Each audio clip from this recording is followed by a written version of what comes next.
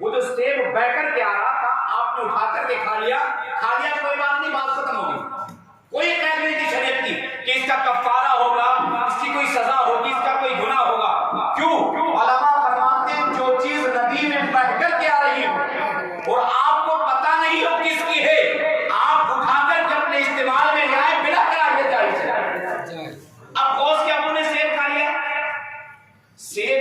सेब खाने के बाद सुकून मिला, तो सुकून मिलने के बाद में फौरन रब के हुजूर अपने आप को हाजिर कर दिया और अपने ज़मीर को झंझोड़ करके पूछने लगे, अबू सालेह जो सेब खाए हो क़यामत में अल्लाह ने पूछ लिया कहां से खाए हो, तो क्या जवाब दोगे? ये किसका खाए हो तो क्या जवाब दोगे? शरीयत की कोई कैद नहीं, ये आपका तकवा बोल रहा है। हाँ, तकवा, ये आपकी तहारत बोल रही है, आपकी पाकिज़गी बोल रही है। अब इसके इवज में पहले तो आपने तय की उंगली डाल करके उल्टी की, जितना अंदर पहुंचाया सब बाहर निकाल दिया, और दूसरी बात आप 16 मील तक पैदल चलते रहे ऊपर को। कितना? 16 मील। हमें तो पता भी नहीं मील क्या होता है, ये आप लोग ज्यादा जानते हैं, बुजुर्ग इतने मील का था, इतने कोस का था। 16 मील तक चलते रहे। अब 16 मील के बाद में एक बाग नजर आया, दाखिल हो गए उस बाग में। अल-मुख्तसर में बाग जिसका था वो कोई आम बंदा नहीं था, वो भी अल्लाह का वली था जिसको अब्दुल्ला सौमई कहते हैं। सुभान अल्लाह, सुभान अल्लाह। ये गौस के गाना है, गौस वली इब्ने वली है, गौस वली इब्ने वली है, गौस के अब्बू भी वली है, गौस की अम्मी भी वलिया है और गौस की औलादें भी वली है। गौस के घर में करामत बनती है, करामत गौस के घर की लौंडी है, गौस के घर की गुलाम है, करामत गौस के आंगन में बनती है। मेरे गौस फरमाते हैं अब्बू मोहतरम बाग में पहुंचे, जाकर के साहिबे बाग से कहा, हजरत जी आपके बाग का एक सेब खा लिया, कोई माफी है? कोई माफी है? हजरत जी फरमाते नमाज का वक्त हो गया, बाद में मिलेंगे। चले गए नमाज के लिए, नमाज से वापस आ गए, बातचीत हुई, देख करके पहचान लिया कोई आम बंदा नहीं। अब इसको आजमाया जाए, आजमाना शुरू कर दिया है। 1 दिन नहीं, 2 दिन नहीं, 1 साल नहीं, 2 साल नहीं, कहते सालों गुजर गए, सालों गुजर गए। कई साल गुजरने के बाद में बात रात ने कहा, 1 साल के बाद ही कहने लगे, हजरत जी अब तो माफ कर दीजिए, 1 साल हो गया है। कहा अभी नहीं, अभी नहीं, और तुम्हारी सजा बढ़ा देगी, बढ़ती चली गई। कहते अनकरीब मेहमान आ गए, मेहमानों के साथ नाश्ते में कमी बातें हो गई। कहा हजरत जी कैसा नौकर रखे हो, उसे यही शर्म नहीं किसको क्या खिलाना क्या नहीं खिलाना। मेहमान के जाने के बाद में अबू सालेह को तलब कर लिया, पूछा बताओ तुमने कच्चे सेब ला करके सामने रख दिए। कहा हजरत जी अल्लाह गवाह है, अल्लाह गवाह है, एक सेब के लिए 2 साल गुजार दिए, 2 साल गुजार दिए। मैं यहाँ आपके बाग के जो दरख्त है उन पर जो फल लगे हुए हैं उनको देखने नहीं आया हूँ, बल्कि अपने गुनाह की माफी के लिए आया हूँ। बेशक सुभान अल्लाह। हजरत जी जब एक सेब का गुनाह इतना है कि 2 साल गुजर गए और सोचो देख लूं तो उसका गुनाह कितना होगा। इसलिए मुझे पता नहीं आपका कौन सा फल कच्चा कौन सा पक्का है। हमारे जैसे कोई होता सारे रिश्तेदार खाते, पेटियों पर पेटियां आती हैं, फला रिश्तेदार को पहुंचा दो, फला रिश्तेदार को पहुंचा दो। कहते 3 साल गुजर गए, 3 साल के बाद में हजरत जी ने कहा, अबू सालेह मूसा कहते हैं हजरत जी अब तो माफ कर दीजिएगा, 3 साल हो गए। कहा माफ कर देंगे, लेकिन एक शर्त पर माफ किया जाएगा। क्या बताओ क्या शर्त है? आप फरमाते तुम्हें हमारी बेटी से निकाह करना होगा, हमारी बेटी से निकाह। कहा हजरत जी ठीक है कर लूंगा निकाह, बस इतना बता दो गुनाह माफ होगा कि नहीं होगा। हम भूल जाते गुनाह करने के बाद, कह इतना बताओ गुनाह माफ होगा कि नहीं होगा। क्या गुनाह तो माफ हो जाएगा, लेकिन हम जिस बेटी का निकाह करना चाह रहे थे हमारे साथ वो उसके ऐब सुन लीजिएगा, उसकी कमियां सुन लीजिएगा। कहा हजरत जी मुझे सब कबूल है, बस इतना बताओ गुनाह माफ होगा कि नहीं होगा। यहाँ 10 जगह नाश्ते खाने के बाद में कह रहा घर जाके बताऊंगा, घर जाके बताऊंगा, और घर से फोन कर रहा कि बड़ा दामाद देखने से रह गया है, बड़ी बेटी देखने से रह गई है, बड़ी बहू देखने से रह गई है। वो निकाह जो इतना आसान था, इन मुसलमानों ने अपनी जीभ और अपनी जुबान के चक्कर में इतना सख्त कर दिया कि गरीबों के बच्चे अपने घरों में बैठ बैठ के जबान। इसलिए अल्लाह ने नहीं कहा कि बचाओ अपने आप को, इसीलिए कहा था लोगों बचाओ जहन्नम की उस आग से जिस आग का ईंधन इंसान और पत्थर है, और जहन्नम में उन्हीं लोगों को डाला जाएगा जिन्होंने शरीयत को अपनी तबीयत पर मोड़ दिया है, उन्हीं लोगों को जहन्नम में डाला जाएगा जिन्होंने शरीयत का तमाशा बना दिया है, उन्हीं को जहन्नम में डाला जाएगा जिन्होंने हुजूर को अज़ियत पहुंचाई है, जिन्होंने मुस्तफा को तकलीफ दी है, जिन्होंने शरीयत को पामाल किया है, जिन्होंने नमाजों को छोड़ा है, जिन्होंने रोजों को तर्क किया है, अपनी जिंदगी को जीते जी शैतान के हवाले कर दिया। अल्लाह फरमाता है हमने ऐसों के लिए ही जहन्नम को तैयार किया, हम ऐसों को ही जहन्नम में डालेंगे। फरमाता अगर तुम चाहते हो बच जाएं तो तुम्हारे लिए मौका है, बचाओ अपने आप को। कैसे बचाएं? कहा नमाजों के करीब आ जाओ, रोजों के करीब आ जाओ, ज़कात के करीब आ जाओ, गरीबों की मदद करने वाले बन जाओ, यतीमों का ख्याल करने वाले बन जाओ। और बहुत बड़ी बात मुस्तफा ने फरमाई कि निकाह को आसान कर लो, निकाह आसान कर लो। जिस दिन तुमने निकाह आसान कर दिए, उलमा फरमाते हैं मुआशरे से सारी बुराइयां खत्म हो जाएंगी। और एक बात कहते हैं कि आपको बता दूं, जब तक निकाह मस्जिदों में होते रहे, जब तक निकाह मस्जिदों में होते रहे और खुराफातें बाहर होती रही, तब तक मुआशरा बिल्कुल ठीक था। और जब से निकाह मस्जिदों से निकाले, खुराफातें मस्जिदों में पहुंचा दी, आप देख लो मुआशरा तबाही खत्म। इसलिए अपने निकाह फिर पलट के मस्जिदों में लाओ। तुम्हारे निकाहों में सुन्नती सिर्फ कार्ड पर लिखने के लिए नहीं है, जिंदगी में उतारने के लिए जरूरी है। लोग हजरत जी किसी की शादी का कार्ड पढ़ो तो देखने में ऐसा लगता है अल्लाह के वली के शादी का कार्ड, वो अशार पर लिखे हुए, वो खूबसूरती से सजाया हुआ, और हदीस बड़े बड़े लफ्जों में लिखे होते हैं निकाह हुई सुन्नती, निकाह हुजूर की सुन्नत है। और निकाह में जाकर के देखो तो सबसे बड़ा शैतान उसी के अंदर मौजूद है। आप हमें बताओ तो सही, मुसलमान इतना जालिम हो गया, इतना जालिम हो गया कि इसके जुल्म को बयान किया जाए तो जुबानें थक जाएं, इसका जुल्म खत्म ना। अच्छा एक बात आपने कभी गौर की है, फिलिस्तीन का जो मसला है गालिबन 1 साल से ज्यादा हो गया, फिलिस्तीन में जो मारकूट चल रही है 1 साल से ज्यादा हो गया ना गालिबन। अब आप मुझे बताओ कौन सी मस्जिद बची हुई है, कौन सा मदरसा बचा हुआ है, कौन सी खानका बची हुई है, कौन सी दरगाह बची हुई है, कौन सा जलसा बचा हुआ है, कौन सी मिलाद बची हुई है, कौन सी फातिहा खानी बची हुई है, कौन सा 10वां, कौन सा 30वां, कौन सा 40वां, कौन सा 20वां, किस सुन्नी की महफिल बची हुई है, किस वहाबी की बची हुई है, किस मौदूदी की बची हुई, किस राफजी की बची हुई, किस खारजी की बची हुई, किस मोबाइल की बची हुई, किसकी महफिल बची हुई है? हिंदुस्तान बचा हुआ है, चीन बचा हुआ है, जापान बचा हुआ है, पाकिस्तान बचा हुआ है, लंदन बचा हुआ है, या कौन सा खित्ता दुनिया का बचा हुआ है जिस खित्ते में बैठ कर ये दुआ ना की अल्लाह फिलिस्तीनों पर रहम फरमा दे, अल्लाह फिलिस्तीनियों के लिए मदद नाज़िल फरमा दे? कौन सा इलाका बचा हुआ है? या सारे मजहब एक तरफ रख दिए गए, सारे अकायद एक तरफ रख दिए गए, सारे फिरके एक तरफ रख दिए गए, सारे ममालिक एक तरफ। बस ख्वाहिश यही थी अल्लाह फिलिस्तीनियों पर मदद नाज़िल फरमा दे, अल्लाह फिलिस्तीनियों पर मदद नाज़िल फरमा दे। लेकिन मुसलमानों हमें बताओ, इस 1 साल में एक बार भी मदद उतरी है आसमान से? एक बार भी मदद उतरी? एक बार भी नहीं। गौस ने उनके लिए दुआ की, अब्दाल उनके लिए दुआ कर रहे हैं, कुतुब उनके लिए दुआ कर रहे हैं, मौलवी उनके लिए दुआ कर रहे हैं, मुफ्ती उनके लिए दुआ कर रहे हैं, अनपढ़ उनके लिए दुआ कर रहा है, नशा करने वाला तक उनके लिए दुआ कर रहा है। कौन ऐसा बंदा है जिसने उन मजलूमों के लिए दुआ नहीं की? लेकिन अल्लाह की मदद तक पहुंची नहीं, बिल्कुल नहीं पहुंची। क्यों?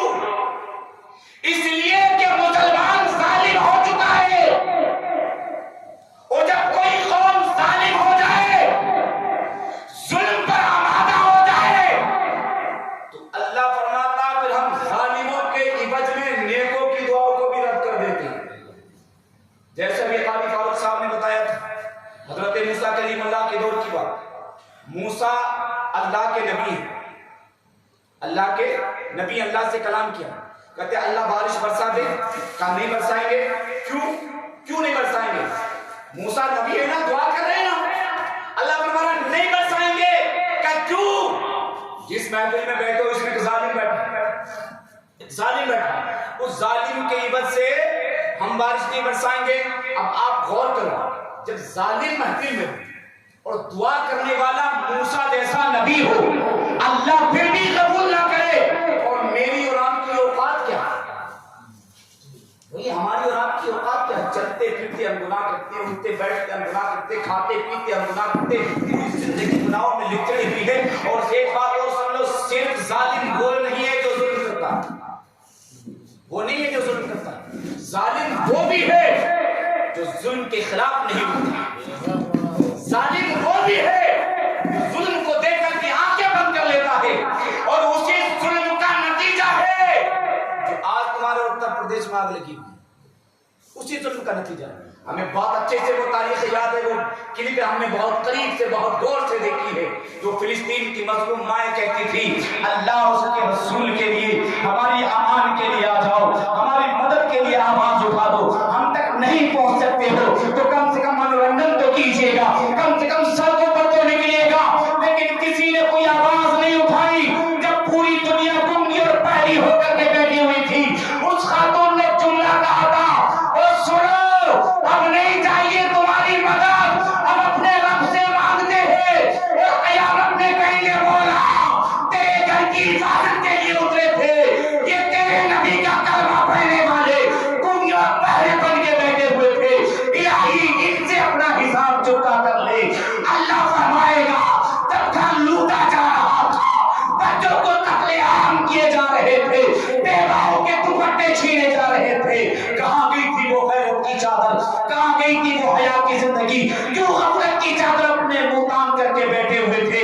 तो सुनो, उसका निचोड़ ये मिला, आखिरी जुमले में उस खातून ने कहा था लोगों आज हमारे साथ है, कल तुम्हारे साथ होगा। और यही हुआ। देखो बहराइच के हालात, घर जला दिए, घर जला दिए। ये किसी हुकूमत की कोई बस की बात नहीं है, किसी की कोई औकात नहीं तो मुसलमान के बच्चे की तरफ आंख उठा कर देख लो। हकीकत में मुसलमान को मुसलमान बनने की जरूरत है। कादरी लिखने से कादरी नहीं बनता है, अब्दुल कादरी की जिंदगी अपनी जिंदगी में उतारने से कादरी बनता है। इसको कादरी कहते हैं। मुसलमान जालिम हो गया, क्यों? मुसलमान ने हराम खाना शुरू कर दिया, मुसलमान हलाल से दूर हो गया, मुसलमान जालिम इसलिए हो गया, मुसलमान ने जुल्म करना शुरू कर दिया है। और जुल्म की हद तो ये है, हुजूर फरमाते हैं अस्सलातु मिअराजुल मोमिनीन, नमाज मोमिन की मेराज है। मुसलमान तर्क करता नजर आ रहा, हुजूर फरमाते नमाज मेरी आंखों के ठंडक है, मुसलमान छोड़ता नजर आ रहा। अब जो कौम अपने नबी पर जुल्म करे और फिर कहे हमें अमान मिल जाए, हमें सुकून मिल जाए, ये उसकी महाबेवकूफी है। हलाल खाना सीखो, हराम से बचो। गौस के अब्बू को देखो, सिर्फ एक सेब खाया है, जैसे शरीयत की कोई कैद नहीं, जमाना गुजार दिया। ये कादरी, इसको कहते हैं कादरी, कहते गुजार दी जिंदगी, कहते हजरत जी माफ कर दीजिएगा, निकाह कर देंगे, निकाह कर लो पहले, का निकाह कर लेंगे, ऐब सुनो का अंधी भी है, लंगड़ी भी है, लुंजी भी है, गूंगी भी है, बहरी भी है। कहा हजरत जी बस इतना बताओ, गुनाह माफ होगा कि नहीं? लंगड़ी हो, लूंगी हो, लुंजी हो, अंधी हो, कानी हो, कोई फर्क नहीं पड़ता, बस इतना बताओ गुनाह माफ होगा कि नहीं होगा? कभी हमने कहा जाकर कि अल्लाह हमने ये गुनाह कर दिया, हमारे गुनाह को माफ कर दे, या अल्लाह ये गुनाह माफ होगा कि नहीं होगा? हम करके भूल जाते हैं, हम करके भूल जाते हैं। और गौस के अब्बू को देखो, गौस के अब्बू का तकवा देखो, 3 साल गुजारा, 16 मील का सफर तय कर दिया, उसके बाद कहते हैं अब बताओ जल्दी निकाह कर लूंगा, बस इतना बताओ गुनाह माफ होगा कि नहीं होगा? कहा ठीक है माफ हो जाएगा। निकाह हो गया है, निकाह के बाद में और बात के अब्बू अम्मी के पास जब पहुंचते हैं तो कहते हैं मैंने दरवाजे पर दस्तक दी, दरवाजा खुल गया, मैंने सलाम किया, जवाब भी मिल गया। अब मैं हैरत में पड़ गया, अल्लाह मामला क्या है, कहीं गलत जगह तो दाखिल नहीं हो। हजरत ने तो कहा था लंगड़ी भी है, जब लंगड़ी है तो दरवाजे तक कैसे आ गई? कल लुंजी है, जब लुंजी है तो दरवाजा खोल कैसे दिया? उन्होंने कहा कि ये बहरी है, जब बहरी है तो सलाम सुन कैसे लिया? उन्होंने कहा ये गूंगी है, कहा गूंगी है तो जवाब दे कैसे दिया? उन्होंने कहा ये अंधी है, जब अंधी है तो हमारी ताजीम के लिए खड़ी कैसे हो गई? अल्लाह मसला समझ नहीं आ रहा, दरवाजे से फौरन बाहर। अब्दुल्ला सोमे गौस पाक के नाना सामने खड़े हुए मुस्कुरा रहे। सुभान अल्लाह। कहते अबू साले क्या हुआ?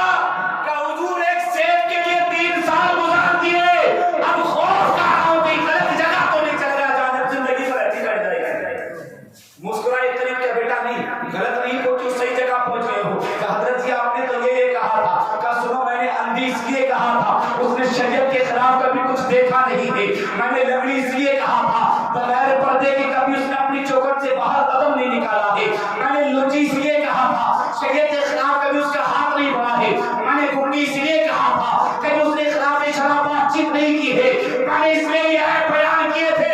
अब मुसलमानों को सुनो और सुन्नी कादरियों सुनो, 12 साल की डूबी हुई कश्ती यूं ही नहीं निकल जाती है। जब माँ इतनी तकवे और ताकत वाली हो और बाप 16 मील का सफर तय करे, दोनों जब मिलते हैं, जब जाकर के अब्दुल कादिर जिलानी का सुभान अल्लाह, सुभान अल्लाह, सुभान अल्लाह। तकवे वाली माँ और तहारत वाला बाप जब दोनों एक जगह पैदा हो तो पैदा होता है गौसे पाक। बेशक सुभान अल्लाह। यूं ही गौसे पाक नहीं होती। अब हमारा हाल क्या है? हमारा हाल ये है, सुबह को निकले, मूंगफली के ठेले पर खड़े हो गए, चटकाई 2-4 का, हजरत जी आप बताओ क्या रेट दे रहे? और ये सोने पे सुहागा मोती की बात तो देखो, ये हमारी नजर में गुनाह ही नहीं है, हम इसे गुनाह ही नहीं मानते। सिंगाड़े के ठेले पर खड़े हो गए, 2-4 निकल करे, हाँ भैया बताओ क्या रेट दे?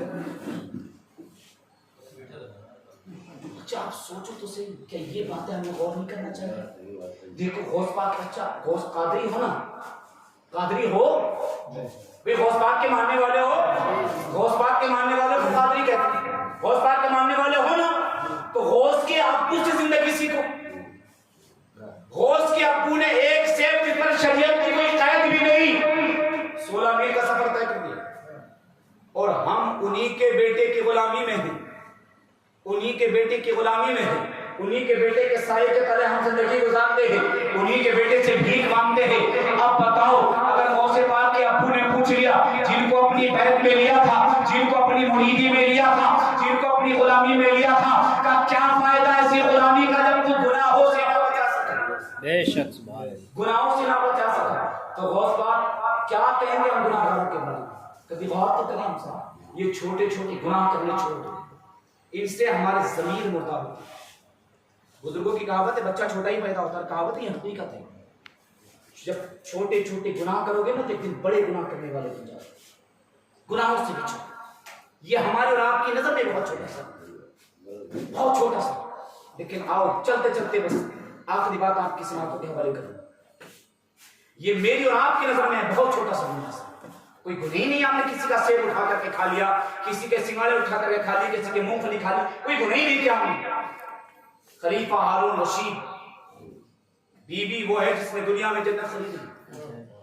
कहते हैं बगल की एक औरत अंगूर का खोशा दे गई, और देने के बाद भी कहा बीबी संभाल के रख लेना, ये बतौर अमानत दे करके जा रहे हैं।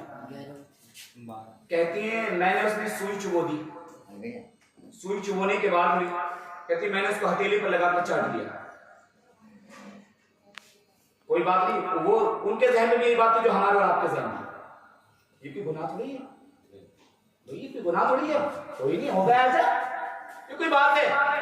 लेकिन रिजल्ट देखो, तारीख निगार फरमाते हैं जब अल्लाह ताला ने खलीफा हारून रशीद को बेटा अता किया, खलीफा हारून रशीद के यह बेटा जवान हो गया, खलीफा हारून रशीद ने उस बेटे की ही परवरिश शरीयते मुताहरा के दायरे में की।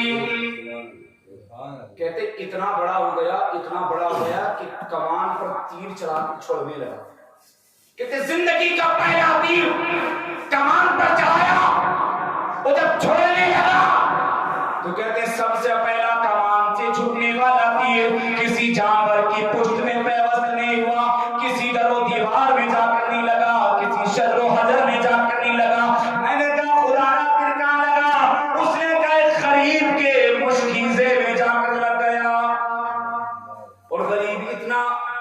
अगर सुबह को पानी बेचकर शाम को पैसे जमा ना करे तो उसके घर का चूल्हा ना जले। कहते खलीफा की बारगाह में ले गया पकड़ के, अल मुख्तसर में खलीफा उस बच्चे का हाथ पकड़े अपने घर लेकर के आ गए। बीबी से कहती बताओ जिंदगी में कौन सा गुनाह किया? वो खातून जिसने दुनिया ही में जन्नत खरीदी, दुनिया ही में जन्नत खरीदी, उससे करे बता जिंदगी में कौन सा गुनाह किया? कहती हजरत जी कोई गुनाह ही नहीं किया मैंने अपनी जिंदगी में। अल्लाह का खौफ दिलो दिमाग में बिठा, सोच कौन सा गुनाह किया है, कौन सा गुनाह किया है? कहती अल्लाह का खौफ आ गया, अल्लाह का कहर व गज़ब आ गया, मैं कांप गई, खश्क खा करके बेहोश होकर जमीन पर गिर गई। और जब मैं जमीन पर गिरी तो मुझे वो गुनाह याद आ गया जो मैंने अपनी जिंदगी में उस वक्त किया था जब मेरा बच्चा मेरे शिकम में था। कहती है ऐ मेरे खावंद, ऐ मेरे सरदार, सुनो सुनो, ये गुनाह छोटा सा गुनाह है। पड़ोस की खातून आई थी, हाथ में अंगूर था, मैंने सुई चुभो करके हथेली पर लगाकर चाट लिया। वो मेरे सरदार मेरी पूरी जिंदगी का छोटा सा गुनाह है। आखिर बताओ कसूर क्या हो गया? ये छोटा सा गुनाह जिंदगी में किया है। हज़रत ज़ुबैदा का बयान है, तारीख निगार फरमाते हैं खलीफा जाहो जलाल में आ गए, तैरो गज़ब में आ गए, और गज़ब में आकर कहते ज़ुबैदा जिस गुनाह को तू छोटा गुनाह समझ रही है, जिसको तू हल्का गुनाह समझ रही है, इसका निचोड़ देख ले, इसका रिजल्ट देख ले, इसका बदला देख ले। सरताज क्या हुआ?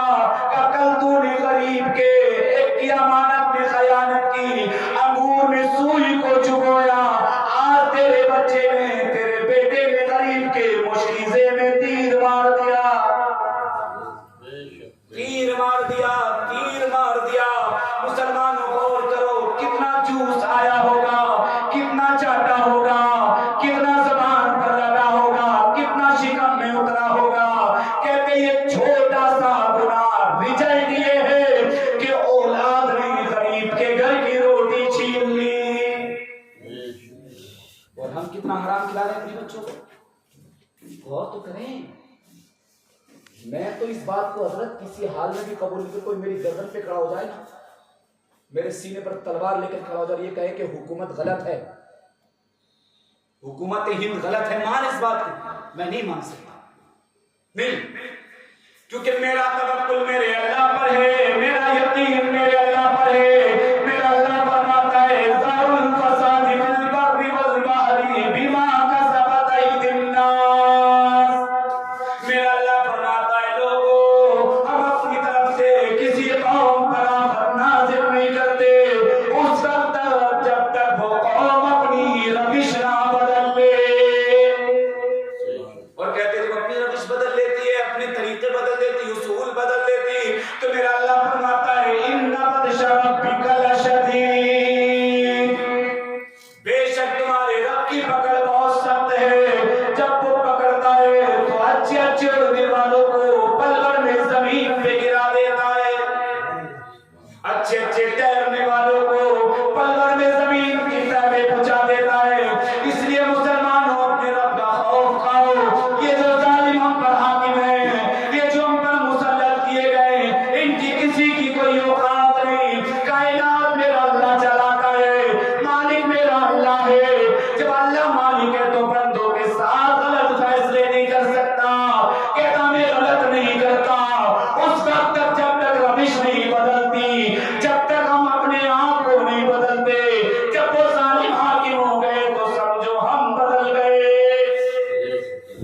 और हमारा बदलना बर्बादी की अलामत, हमारा बदलना तबाही की अलामत। और आज वो तबाही बताने की जरूरत नहीं है, आप सब अपनी आंखों से देखें। इसलिए बचो, गुनाह से बचो, गुनाह से बचो और अच्छे से बचो। अल्लाह फरमाता है कू अनफुसकुम, बचाओ अपने आप को, व अहलीकुम, और अपने घर वालों को। गौस के अब्बू बचे तकवे ने कहा कि से तया हिसाब चुकता करके आओ, चुकता कर दिया। कहते उसके बाद फिर आपने अपने बच्चे को बचाया और बच्चे को इस शक्ल में बचाया। और उसकी अम्मी है जिनका नाम फातिमा उम्मुल खैर है। कहते इतनी ताहिरा, इतनी तैयबा, इतनी पाक और साफ खातून, कहते पूरी जिंदगी रब की रजा में काट दी, अल्लाह का जिक्र करते करते काट दी। यहाँ तक फरमाया कुरान के 18 पारों की हाफिजा थी